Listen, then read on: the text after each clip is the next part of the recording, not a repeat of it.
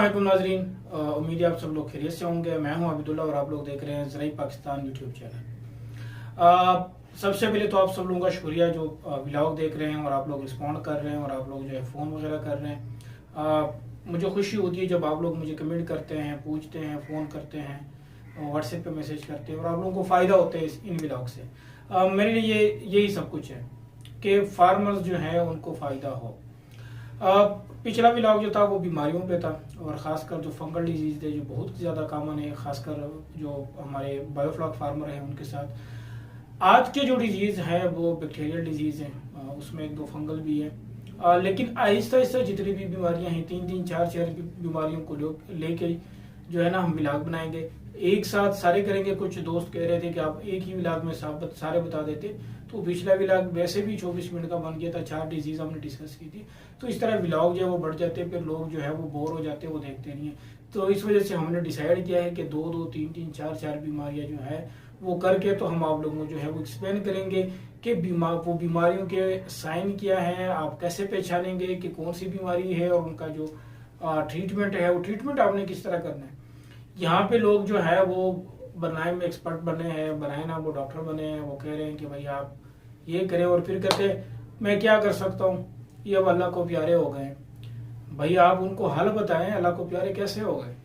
वो तो सबने होना है, लेकिन जो चीज़ ट्रीटेबल है, जो रिकवर कर सकते हैं, उनका आप ट्रीटमेंट बताएं, उनको आप गाइड करें फार्मर को।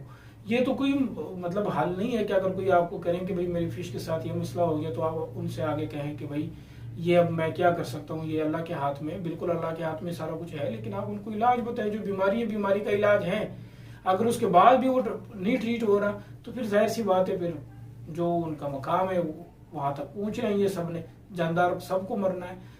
लेकिन मसला ये है कि उनको खुद पता होना चाहिए। अगर उसको खुद नहीं पता तो भाई वो ट्रीट कैसे बताएंगे, वो क्या बताएंगे कि इसके साथ मसला क्या है? उसको तो कुछ नहीं पता। वो बेचारा तो बस बैठा हुआ है, मशीन बनाया हुआ है, भाई पैसे छाप रहे हैं और तो उसको कुछ नहीं पता। इंशाल्लाह उम्मीद है, पूरी उम्मीद है कि इन व्लॉग देखने के बाद आपको किसी को कॉल करने की जरूरत नहीं पड़ेगी कि भैया आप मुझे बताएं मेरे साथ कौन सा मसला हो रहा है, मेरे फिश को क्या हो गया है। आपको इंशाल्लाह उसके साइन हम बताएंगे, डिजीज बताएंगे, विद पिक्चर्स बताएंगे। और इसमें आप देखेंगे जितनी भी बीमारियों की तस्वीरें वो लोकल है और भी फ्रेश है। एक का कल मेरे से कांटेक्ट हुआ था, उसके बाद वो बेचारा व्हाट्सएप पे आया ही नहीं, जो है वो आमिर साहब है उसका नाम। उसके बाद वो व्हाट्सएप देखे कनेक्शन ही कट हो गया, सबका डेटा ही नहीं किसके पास। आज मैंने उसको फोन करा था, उसका फोन भी जो बिजी जा रहा था। मैंने कहा मैं उसको गाइड करूंगी भाई आपके साथ ये मसला है। वो बेचारे जो है जिनके आसरे पे बैठे थे वो उनको रिस्पॉन्ड ही नहीं कर रहे, वो आगे से ब्लॉक कर देते। लेकिन इंशाल्लाह यहाँ पे ऐसा नहीं होगा। मैं आपको कंप्लीटली हर तरीके से समझाऊंगा। आप मुझे फोन करें, व्हाट्सएप पे करें, जहां मर्जी आप एक्सेस करें, मैं इंशाल्लाह अवेलेबल हूँ। अब जाते हैं स्क्रीन पे और देखते हैं वो बीमारियां कौन सी है। जी अस्सलाम वालेकुम। जी नजरीन, अब हम आ गए हैं अपने स्क्रीन पे। तो इसमें जो है हमने सबसे पहले जो है वो जिस तरह मैंने आपको बताया इब्तिदाइये में कि हमने डिजीज़ के बारे में जो है वो इस ब्लॉग में बताना है और उनका कंट्रोल। तो सबसे पहले ये है कि जिस तरह आप लोगों को पता है कि पंजाब में जो है एक बहुत हाई लेवल पे जो है फिश फार्मिंग हो रही है। फिगर्स में जो है तकरीबन 2020 तक जो है सेम टॉप पे था, लेकिन अब पंजाब तकरीबन टॉप पे जा रहे हैं, क्योंकि एक्वा कल्चर जो फिश फार्मिंग या बायोफ्लॉक फिश फार्मिंग है वो पंजाब में बहुत बड़े लेवल पे हो रहे हैं। अब सिंध में अब इतने लेवल पे नहीं हो रहे, इवन सिंध से भी ज्यादा जो है वो अब केपीके में रुझान बढ़ रहे हैं एक्वा कल्चर का। जो डिजीज है उनके कई वजूहात हैं। वो डिजीज जो है वो ज्यादा डेंसिटी की वजह से आपने ज्यादा जो है वो स्टॉकिंग डेंसिटी रखी है। मतलब आपने तादाद से ज्यादा फिश डाली है। अगर 1000 की कैपेसिटी है, आपने उसमें ज्यादा फिश डाली है, आपने 2000 डाली है, 1500 डाली है, इवन आप 100 ऊपर भी डालेंगे ना तो भी मसले मसाइल होंगे। Level of aquaculture technology applied and input going into the fish pond. जो आपने एक्वाकल्चर बनाया है, आपने जो वाटर पैरामीटर रखे हैं वो ठीक नहीं है। आपने जो प्रोबायोटिक बनाया है वो प्रोबायोटिक सही नहीं बनाया, और आप वो फिश पॉन्ड में डाल रहे हैं या वो फिश टैंक जो आपने बनाया हुआ उसमें डाल रहे हैं, तो उसकी वजह से जो है वो डिफरेंट जो है वो डिजीज हो सकते हैं। अब ये डिजीज जो है ये लार्वे स्टेज से लेके फ्राई स्टेज से लेके तो एडल्ट तक ये डिफरेंट किस्म की जो बीमारियां हैं ये फिश को पॉसिबल है हो सकते हैं। In fish farm the fishes are densely stocked and thus are more susceptible to different disease। अब होता ये है कि हम जो हमारे पास फार्म्स हैं, फिश फार्म्स हैं, उसमें हम जो स्टॉकिंग करते हैं वो स्टॉकिंग ज्यादा करते हैं। अब एक और रुझान बढ़ रहे हैं खासकर बायोफ्लॉक फिश टैंक वालों में, कि अगर फॉर एग्जांपल आपके पास 1,000 की कैपेसिटी है, तो आप जब जैसे ही सीट अवेलेबल होता है तो आप उसमें 3-4 हजार 5,000 जो है वो फिश रख लें। बकाया जो आपके पास 2,000 3,000 या 4,000 ज्यादा है, वो महीना 1.5 महीना 20 दिन पाल लें, तो उसके बाद जो है उसमें से अपना मार्जिन रख के तो आप सेल आउट कर सकते हैं। अच्छा तरीका है ये।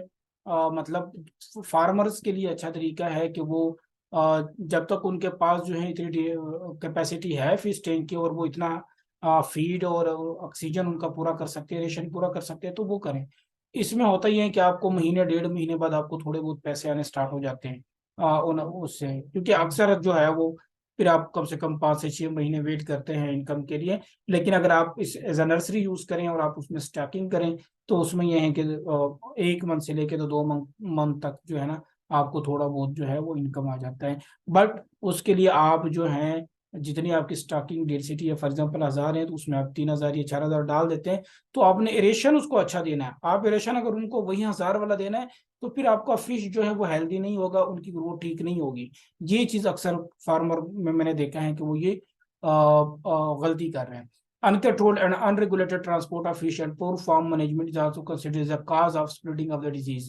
अब हमारे यहाँ होता ये है कि जो ट्रांसपोर्टेशन है, ट्रांसपोर्टेशन की जो मैनेजमेंट है, ना तो हेचरी वालों को पता है, ना जो फिश फार्मर है उन बेचारों को पता है, और ना जो डील कर रहे हैं उनको पता है। तो वो अनरेगुलेटेड ट्रांसपोर्टेशन है, अनकंट्रोल ट्रांसपोर्टेशन है। उसके जो तेले होते हैं, वो तेले गंदे होते हैं, उन गंदों तेलों में जो है वो उनका ट्रांसपोर्ट करते हैं। कोई सैनिटाइजेशन नहीं है, कुछ भी नहीं है। बस फिश उधर से डाल दिया, पानी की कोई जो है वो मैनेजमेंट नहीं है। पानी डाल दिया, उधर पहुंचा दिया और सीधा जो है वो फिश में डाल देते हैं। खासकर जो कुला जाता है उनकी तो माशाल्लाह अल्लाह ही हाफिज है। वो तो बिल्कुल ऐसे हैं कि फिश पहुंचते पहुंचते जो है वो बीमार हो जाती हैं आपकी। सो जो ट्रांसपोर्टेशन है, ट्रांसपोर्टेशन मैनेजमेंट जो है उसका भी आप ध्यान रखेंगे, ख्याल रखेंगे, तो आपका जो डिजीज स्प्रेडिंग है वो इतना ज्यादा नहीं होगा। Disease cause mortality, poor growth, loss of fecundity and minimise production. अब होता ये है कि जब आपके फिश को डिजीज हो जाते हैं तो वो मोटिलिटी क्रिएट करते हैं, मोटिलिटी हो जाती है, मर जाते हैं, आपकी फिश की ग्रोथ कम होती है, आप जो प्रोडक्शन है वो प्रोडक्शन आपकी कम हो जाती है। सो दैट्स वाई आप जो है इनकी ट्रांसपोर्टेशन का खास ख्याल रखें। इनके लिए जो है वो ज्यादा स्पेस रखें। फॉर एग्जांपल अगर एक शॉपर में 1,000 डालना है, तो आप शॉपर के पैसे बेशक जो है वो हैचरी वाले को दे दे कि भाई शावर के पैसे आप मेरे से चार्ज करें, लेकिन मुझे 1,000 के बजाय इसमें 500 जो है वो पैक करके दे दें, ताकि ये इनकी ट्रांसपोर्टेशन है वो इजी हो, स्ट्रेस में ना हो, और इसका इम्यून सिस्टम जो है वो डिस्टर्ब ना हो जाए।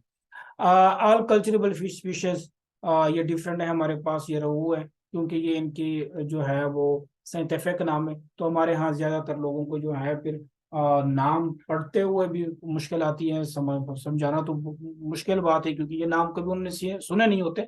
लेकिन मैं वैसे जो हमारे लोकल जबान में इसको हम कहते हैं रहू है, इसमें जो है सिल्वर है, उसके बाद जो है वो केड फिश है, उसके बाद हमारे पास जो है वो तिलापिया है, उसके बाद हमारे पास जो है सोल फिश है।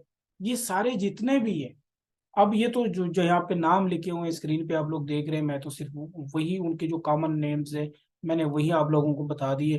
बाकी इसके बाद जो है आपके पास पंगेशियस है, केट है, क्लेरियस है, रोहू है, तेला है, मराकी है, माली है। मतलब आप चलते जाएं, बहुत सारे हैं।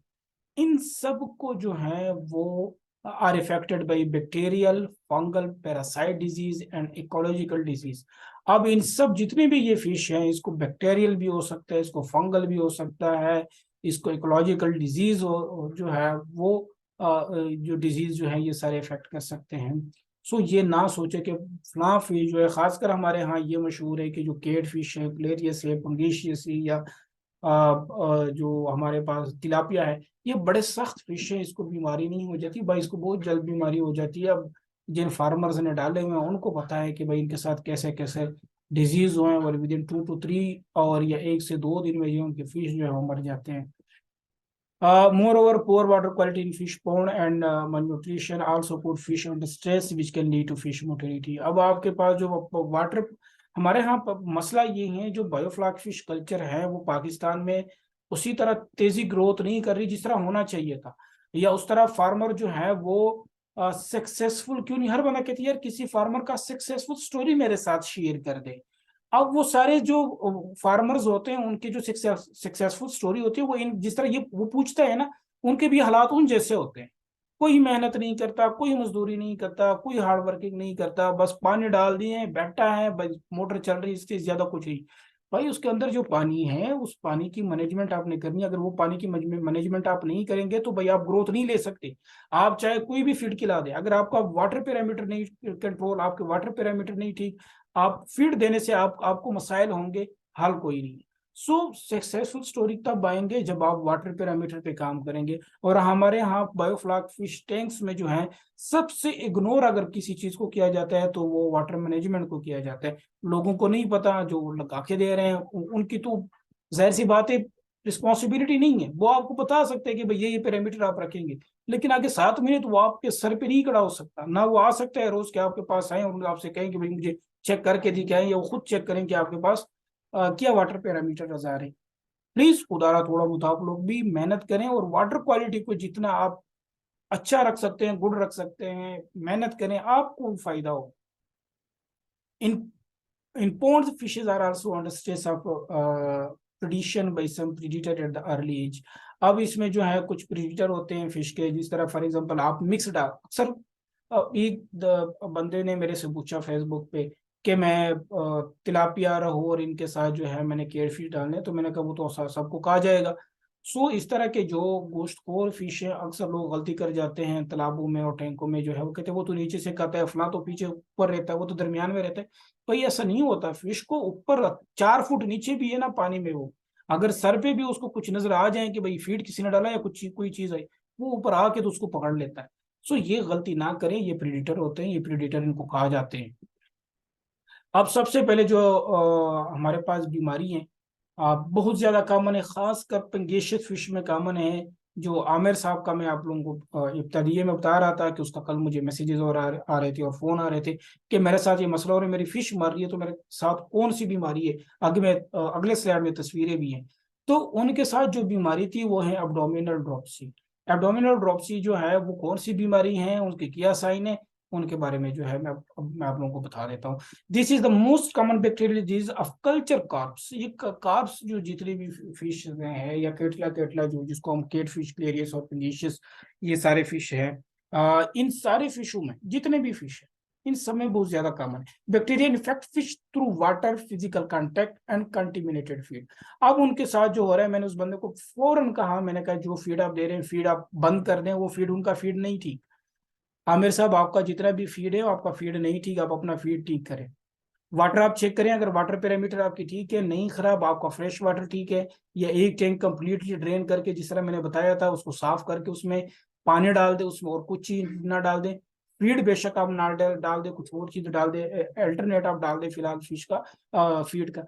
फिर देख ले अगर आपकी फिश कंट्रोल हो गई है तो इसका मतलब ये है कि आपका जो फीड है वो कंटिमिनेटेड है, आप वो फीड ना दे दें। मुझे जहां तक मेरा ख्याल है या मुझे खदशा है या मुझे लग रहा है वो ये कि आपका जो फीड है वो फीड नहीं ठीक। The diseased fish has sunken eyes, contain pinkish and red fluid and abdominal cavity and belly becomes swollen. अब इसका जो है वो लोग फिर ये पूछते हैं कि अब इसकी जो है वो तशखीस किस तरह हम करेंगे, कैसे पता चलेगा। एक तो उनकी आईज अगर आप देखेंगे तो उनकी आईज जो है संकन आईज, मतलब ये होंगे कि जिस तरह वो एक एक्टिव फिश की आंखें होती हैं उस तरह उनकी आंखें नहीं होती, बुझी बुझी सी उनकी आंखें होती है। कलर जो है वो पिंकिश होता है, आप गिल्स देंगे वो पिंकिश हो जाते हैं।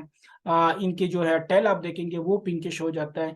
और सबसे जो है pinkish red fluid in abdominal cavity. अगर आप उनको जरा जो इनकी बिल्कुल आप उसको सीना कहें, जो सीना है अगर आप उसको देखेंगे तो वो फुला हुआ होता है। अगर आप उस फुले हुए उनके जो स्टोमक उसको कहें या उसको आप सीना कहें, उनका उनको अगर आप प्रेस करें तो उसके मुंह से ना एक फ्लूइड आता है। वो फ्लूइड जो है वो पिंकिश रेड फ्लूइड होता है, वो फ्लूइड आता है। जरूरी नहीं कि वो फ्लूइड आ जाए, हो सकता है वो फ्लूइड अभी प्रोड्यूस नहीं हुआ हो उससे पहले, क्योंकि पहले उसका जो बेली है, जो पेट है, जो उनका सीना है वो स्वोलन हो जाता है, उसके बाद वो फ्लूइड बनता है। सो कभी कभी अगर आप अर्ली स्टेज पे हैं तो आपको फ्लूइड नजर नहीं आएगा, लेकिन उसका जो पेट है वो फूला हुआ होगा। This disease is treated with the use of antibiotic. अब इसके लिए आप यूज क्या करेंगे? एंटीबायोटिक यूज करेंगे।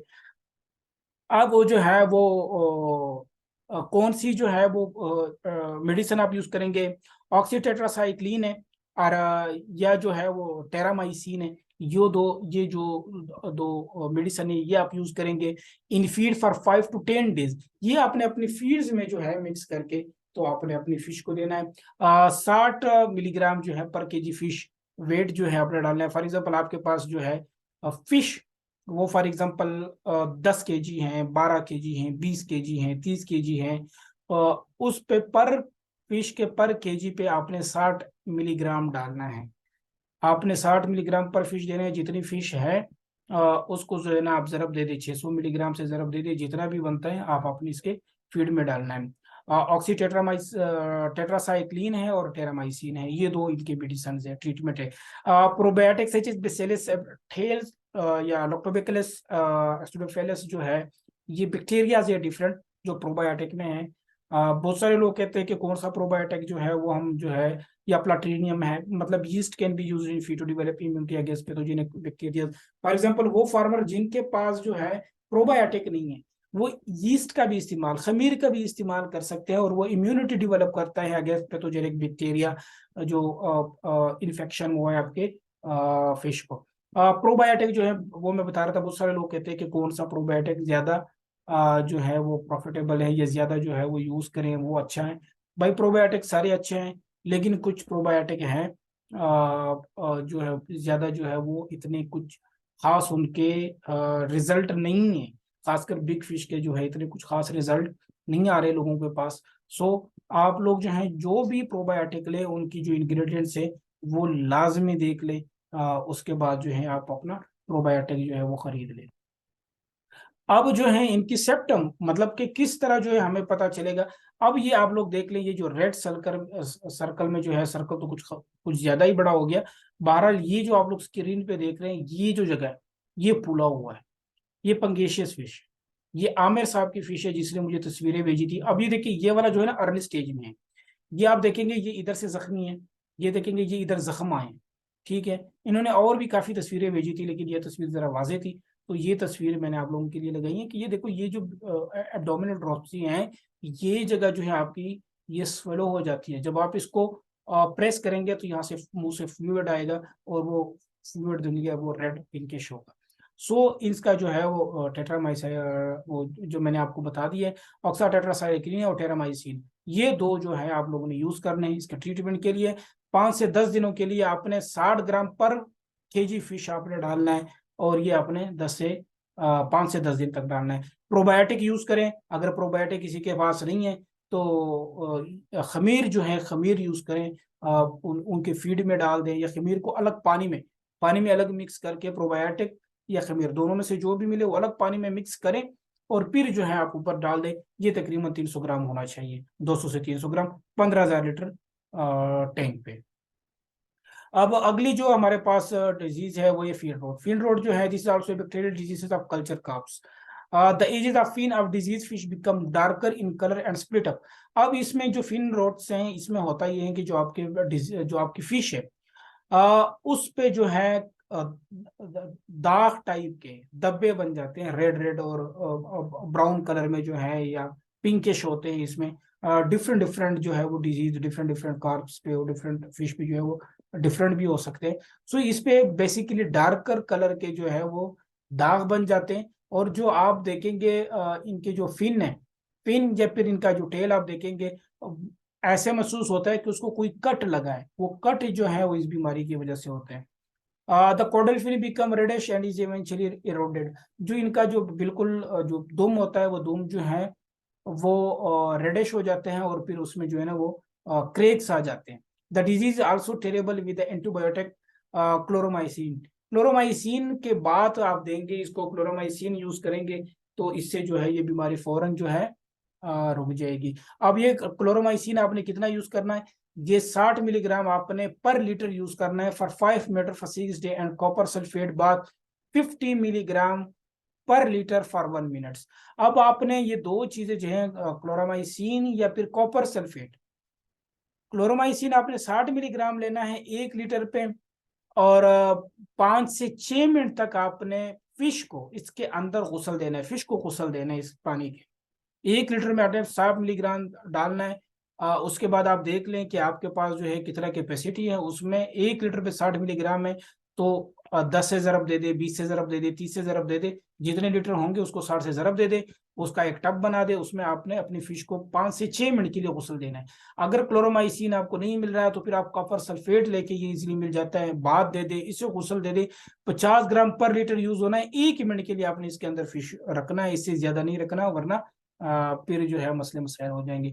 अब इसके जो क्या नाम है, सेप्टम है, वो क्या है, हमने पढ़ा था कि डार्कर इसमें जो है वो दबे बन जाते हैं रेड कलर के या पिंकिश कलर के। अब आप ये देखिए, इनकी जो ये आंख की तरफ इन्होंने ये रोब बनाया हुआ है, ये यहाँ पे दाग बन जाते हैं। आप इसका टेल देखेंगे, यहाँ पे ब्लैक ब्लैक स्पॉट आ जाते हैं। जब आप इसको कट करेंगे तो इसका जो गोश्त है, इसके गोश्त के अंदर आपको दाग नजर आएंगे, कि जगह जगह पे जो है ना वो दाग लगे हुए इसको। और इसका ये है कि ये आपका फिन रोड जो डिजीज है, वो डिजीज है जो कि बैक्टीरियल डिजीज है, ये इनको हुआ है। अब अगली डिजीज जो है लर्निसाइसिस इसको कहते हैं। ये लर्निसाइसिस है क्या, और ये बीमारी जो है किस वजह से हो रहा है, ये भी बहुत ज्यादा कॉमन है। लोगों को नहीं पता चल रही कि भाई बीमारियां कौन सी हैं। जाहिर सी बात है, इतने मुश्किल मुश्किल नाम है, फिर लोगों को इतना, वो पढ़े लिखे भी नहीं होते। सो बहुत सारे डिजीज का वो सिर्फ एक ही इलाज जो है वो लोग बताते हैं, भाई फलां चीजें डाल दे। भाई कुछ फंगल हैं, कुछ बैक्टीरियल हैं, कुछ वायरल हैं, सबका थोड़ा थोड़ा डिफरेंस है। हर चीज में डिफरेंस है, हर बीमारी की इलाज थोड़ा डिफरेंट है। वो गलत चीज डाल के तो जो है और मरवा देते हैं अपने फिश।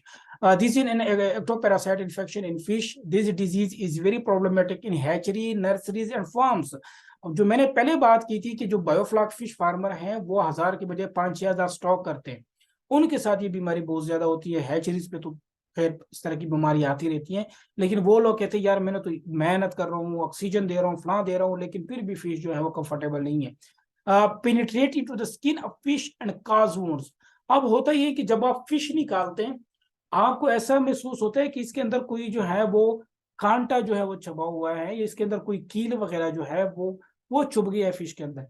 वो कोई कील नहीं होता, वो कोई कांटा कुछ नहीं होता। वो बेसिकली एक जो है वो एक्टोपैरासाइट इसको कहते हैं, एक्टोपैरासाइट होता है, वो पैरासाइट इसके साथ चिमट जाता है। इसके भी तकरीबन ये ईद से 4-5 दिन बाद जो है मुझे फिश फार्मर का जो है फोन आया। वो कह रहा था मेरे साथ ये बीमारी हो रही है, ये मसला है, इसको जो है ना पता नहीं कीले हैं या कुछ कोई चीज है अंदर जो कि इसके अंदर जो है कांटे वगैरह जो है वो चुभ रहे हैं। तो मुझे नहीं समझ रही मैं क्या करूँ। वो बेसिकली ये लर्नेसाइज जो भी बीमारी है, ये बीमारी थी। अब the worm learn into the skin of fish and cause wound. अब ये जो द लर्नेसाइज वर्म्स हैं, ये क्या करते हैं, ये penetrate to the skin of fish and cause wounds. अब ये जो है पिनिट्रेट हो जाता है, स्किन में पिनिट्रेट हो जाते हैं, और उसके अंदर जो है ना जख्म बन जाते हैं, which lead to skin infection of bacteria. उसके बाद ये फिर अटैक हो जाता है इस पे बैक्टीरिया का। बैक्टीरियल भी और फंगल भी, दोनों में से कोई भी हो सकता है, एट अ टाइम दोनों भी हो सकते हैं। Infected fish become weak and their scale fall. अब इसमें होता यह है कि वो फिश जो है वो वीक हो जाता है, वो कमजोर पड़ जाता है। और उसका अगर आप बाहर से आप उनका जिस्म देखेंगे, तो जो लोग रहू वगैरह कर रहे हैं, उसको पता है ग्रास वगैरह कर रहे हैं, ये बाकी फिशे, उसका स्किन जो है ना वो उतर जाता है, उसमें बड़े बड़े क्रेक बन जाते हैं, उसके जो स्केल होते हैं, जो चन्ने होते हैं, वो गिरना स्टार्ट हो जाते हैं। This parasite infect all part of the body of the fish.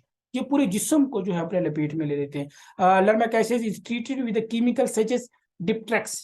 डिप्ट्रेक्स एक जो है वो मेडिसिन आता है, वो 0.2 टू 0.5 mg पर litre in pond and thunder 0.25 ppm in pond use करना है।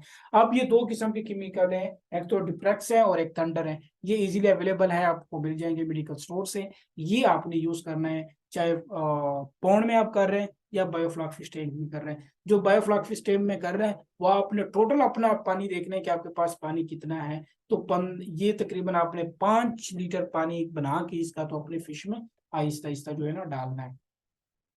अब इसके जो है वो जो फार्मर ने मुझे तस्वीरें भेजी थी, ये जहाँ पे भी ये रेड रेड किस्म के आपको नजर आएंगे,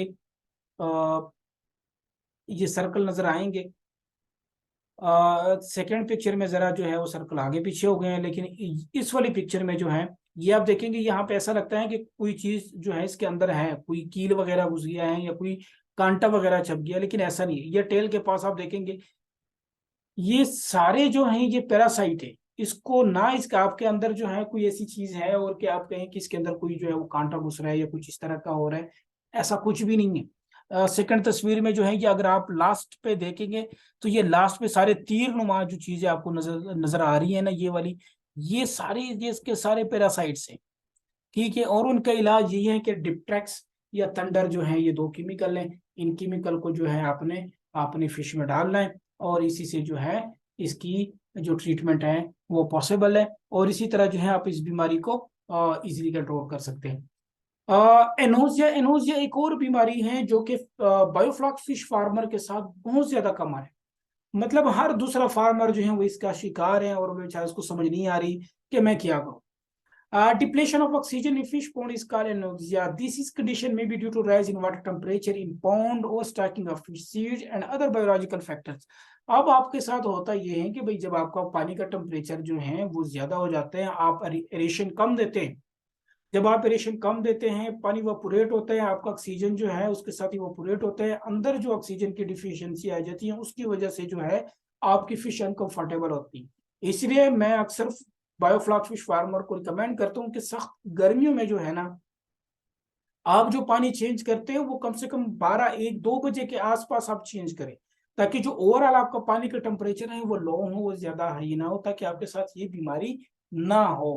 अब इसकी जो है एक तो टेम्परेचर है कि टेम्परेचर हाई हो जाता है तो इसकी पॉसिबिलिटीज है। उसके बाद जो है स्टॉकिंग ऑफ फिश सीड, जो आपने फिश डाली हुई है फॉर एग्जांपल 1000 की कैपेसिटी है तो उससे ज्यादा आप ना डाल दे, वरना ऑक्सीजन की डिफिशियंसी है, क्योंकि ऊपर से इवोपोरेट हो रहा है, पानी गर्म हो रहा है, ऑक्सीजन जो है उसका इखराज हो रहा है। अनदर बायोलॉजिकल फैक्टर भी हो सकते हैं उसके अंदर, जो आपने प्रोबायोटिक वगैरह डाला हुआ है वहां पे जो आपका फीड जो कन्वर्ट हो रहा है उनके लिए भी ऑक्सीजन चाहिए, लेकिन आपके पास ऑक्सीजन की कमी है, तो इसी वजह से जो है आपकी फिश जो है वो स्ट्रेस में है। In anoxic condition fish come on the surface of water. अब इसमें होता क्या है कि आपकी फिश जो है वो सरफेस ऑफ वाटर पे आ जाता है, वो ऊपर आता है। Stop feeding and show restlessness. अब होता ये है कि वो फीड नहीं ले रहे, फीड नहीं लेते हैं और वो रेस्टलेस होता है। रेस्टलेस का मतलब ये है कि आप देखेंगे कि वो एक्टिव नहीं है, वो जहां खड़ा है वहीं पे खड़ा है, वो ज्यादा मूव नहीं कर रहा। आप उसको हाथ से भी पकड़ेंगे ना, जरा से हिलेगा, थोड़ा आगे जाके फिर रुक जाएगा। ये एनोजिया जो है ये इसकी कंडीशन है। इसका हल ये है कि आप फ्रिक्वेंटली जो है वो वाटर जो है वो चेंज करें, और क्या करें कि भाई एरेशन सिस्टम बेहतरीन लगाए। मैं हर दफा हर वीडियो में हर व्लॉग में ये बताता हूँ कि बायोफ्लॉक फिश टैंक के जो फार्मर है खासकर उनको, कि आप अपना जो एरेशन है, एक तो एरेशन बेहतरीन लगाएं। जो आपको मैन्युफैक्चर की तरफ से मिलता है वो 60 वाट है, वो 90 है, वो 100 है, वो 200 है, जितना है आप उनसे कहें कि भाई मुझे आप मेरी मर्जी का लगा दें, आपने जो देना है उतने वाट के आप मेरे से, जो एक्स्ट्रा वाट है उनके आप मेरे से पैसे चार्ज करें, लेकिन आप मोटर अच्छी मोटर लगा लें। जो ऑक्सीजन है, जो आप एरेशन है, एरेशन आप जितना बेहतरीन कर सकते हैं उससे होगा ये कि आपका एक तो वाटर टेम्परेचर भी कंट्रोल होगा, अंदर की जो माइक्रोब्स बन रहे हैं या जो प्रोबायोटिक आपने डाला हुआ है अंदर, जो उनके अंदर बैक्टीरिया बनना है, एक तो उनकी ग्रोथ भी अच्छी होगी, फिश की ग्रोथ भी अच्छी होगी, आपका ऑक्सीजन लेवल ज्यादा होगा, आपको एमोनिया और नाइट्राइट के इशू नहीं आएंगे। लेकिन बहुत सारे फार्मर जो है इन चीज़ों को इग्नोर करते हैं। आज ये 4 बीमारियां थी, एनेजिया थी और लेर्नियस थी और फिन ट्रोट और उसके बाद एब्डोमिनल ड्रॉप थी। ये सारे वो डिजीज थे जो हमने आज डिस्कस किए। उम्मीद है आप लोगों को आज का प्रोग्राम पसंद आया होगा। किसी भी किस्म की सर्विसेज के लिए और किसी भी किस्म की मशवरे के लिए, किसी भी किस्म की हेल्प के लिए मेरे नंबर चलते हैं, उस नंबर पे आप लोग मुझे व्हाट्सएप भी कर सकते हैं, कॉल भी कर सकते हैं। अब दे मुझे इजाज़त, अल्लाह हाफिज़।